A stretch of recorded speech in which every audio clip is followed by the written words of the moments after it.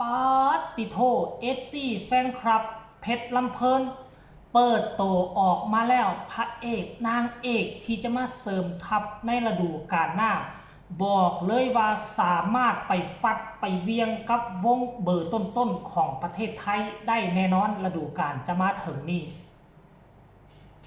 สบายดี FC แฟนคลับทุกทานกันแล้วกันมาพบมาพ่อกันคลิปนี้ทานผู้ชมดนจังจะมาแวะเวียนหาทั้งเพชรลำเพลินจักครั้งหนึ่งช่วงนี้ก็อาจจะไม่ได้เห็นเฮ็ดคลิปเฮ็ดข่าวตลอดปานใดเพราะว่าได้ไปติดตามคนติดทอกติดถ้ำอยู่ทั้งแขวงทั้งภาคเหนือของลาวเนาะแขวงไส้สมบูรณ์เมืองล่องแจ้งเมืองเก่าเมืองแก่เมืองแห่งประวัติศาสตร์ฐานที่มั่นสุดท้ายของสหรัฐอเมริกาตอนนั้นเข้ามาเฮ็ดสงครามปกครองลาวเนาะแล้วเอาค่อยว่ากันใหม่ออกมาได้5คนยังเหลือ2คนยังติดถ้ำอยู่ปัจจุบันทีมงานลาวไทยกำลังมุ่งหน้าเฮ็ดทุกวิธีทางเพื่อจะนำ2คนนั่นออกมาให้ได้กลับเข้ามาสู่หัวข้อหลักของพวกเขาถ้าหากว่าทุกคนได้ติดตามแวดวงการหมอลำทุกคนก็คงจะได้เห็นข่าวเรื่องราวของวงเพชรลำเพลินซึ่งเป็นวงเครือญาติของสาวน้อยเพชรบ้านแพงลงมือสร้างตั้งวงมาก็เป็นปีที่6แล้วแต่ทุกคนเบิ่งแล้วก็ลุ่มดอนจะล่มแลจะรุดแลจะพ้นแลจะดับมือใดแลนะที่ผ่านมาก็เป็นแบบนั้นปิดฤดูกาลไปบ่กี่วันศิลปินภายในวงประกาศออกโป้งเกือบ10กว่าคนไผก็คิดว่าเพชรลำเพลินคงจะจบกันแน่นอน คงจะจบกันแน่นอนแต่ไผจะไปคิดไปฝันแม่พรเพียรดีกับพ่อผู้ใหญ่บ้านสายจวดเพิ่นน่าจะมีการเตรียมการเอาไว้แล้วล่ะก่อนหน้านี้การปรับปรุงวงของแต่ละปีศิลปินประกาศออกเพียงแต่2วันเพชรลำเพลินนั่นซัดโป้งขึ้นมาทันทีประกาศหับเอาคนนั่นมาเสริมทัพเอาคนนี้มาเสริมทัพเดี๋ยวอุบเอาไว้ก่อนแต่ว่าล่าสุดได้เปิดเผยออกมาแล้วค่อยเบิ่งสีหน้าท่าทางแล้วถึงแม้นว่าค่อยบ่มักคุ้นหน้าคุ้นตาศิลปินเรานี่แต่ค่อยเบิ่งวาดเบิ่งทรงแล้ว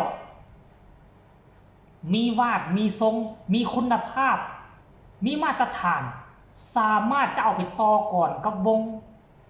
หมอลำอื่นๆได้เลยนะค่อยกล้าเว้าคำนี้เลยท่านผู้ชมเอ้ย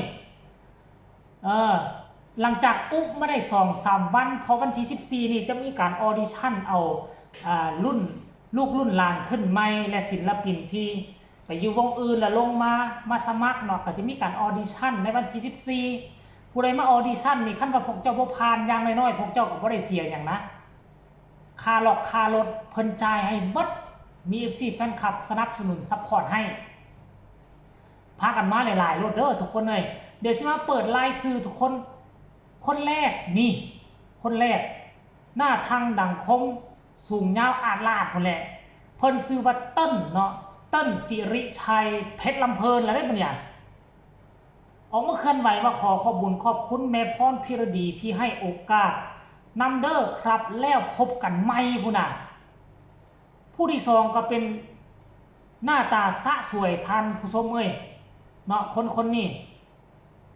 ยินดีต้อนรับศิลปินรุ่นบุกเบิกปุ๊กกี้ปวีนาวาสเนหมอลำเพชรลำเพลินซีซั่น6เนี่ยแต่ละคนนี่เว้าตามชื่อว่าเป็นรุ่นบุกเบิกของเพชรลำเพลินเดี๋ยวนี้เพชรลำเพลิน6ปีแล้วนั่นหมายความว่าข้าเจ้านี่อาจจะมีประสบการณ์บ่ต่ำกว่า7-8 ปีก่อนที่จะมาอยู่เพชรลำเพลินขั้นท่าได้กลุ่มคนเหล่านี้มาเสริมทัพมั่นใจได้เลยเจ้าภาพถ้าบ่จ้างเพชรลำเพลินนี่เสียใจแน่นอนราคาก็อาจจะยอมเยาว์กว่าวงอื่นแต่ว่าคุณภาพปีที่จะมานี่ขับแก้วสามารถฟัดเวียงสู้กับวงอื่นได้แน่นอนผู้ต่อมากับผู้นี้เห็นบ่ชื่อว่าจังไหนวะ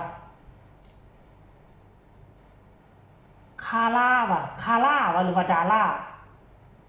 ธัญพรกลับมาร่วมงานกับเพชรลำเพลินอีกแล้วนี่คนนี้บ่นี่ท่านผู้ชมเอ้ย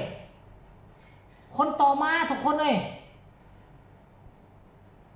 คนต่อมากับเปิดตัวอีกหนึ่งศิลปินหนึ่งหนุ่มว่าซันได้มาร่วมเสริมทัพกับเพชรลำเพลินซีซั่น6ป้า โถบ่แม่กับพระเอกต้นนั่นล่ะเวลาแต่งองค์ทรงเครื่องมาพุ่นน่ะเวลาแต่งองค์ทรงเครื่องมาป๊าดโถ